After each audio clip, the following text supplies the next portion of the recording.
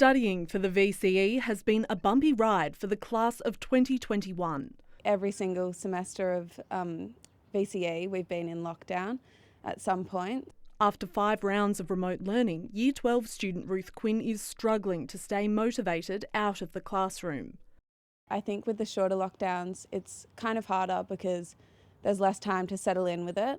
Others have found the experience exhausting. It's hard to find that motivation when you're sitting in your bedroom, the 4 blank walls, and just staring at a screen all day. Last year's class took it tough. The Year 12s took it tough, but our class of 2021 has taken it even tougher because we've had that difficult year last year, another difficult year this year.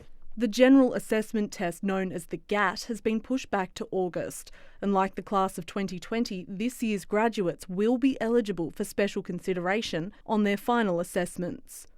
But there are calls for a reduction to the amount of content in the curriculum. That's what happened last year, and it was definitely a really big help. But it's not just students under the pump. A Victorian Education Union survey shows, on average, teachers are doing 16.5 hours of unpaid overtime every week. Working 9 to 3 has never, ever been anything that I've been able to do. And report writing is one of the biggest contributors to unpaid work. It's a process that takes teacher Rebecca Fuchs weeks to complete. The 9 to 3 and the 16 weeks of school holidays, any teacher will tell you is just, it's out there with the Loch Ness Monster. It's just not happening.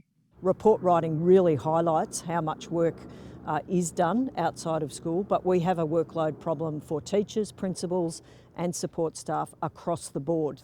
The Department of Education declined to comment as it's currently in negotiations with the union over the new enterprise bargaining agreement.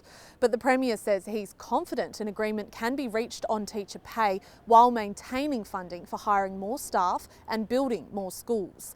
Dana Morse, ABC News, Melbourne.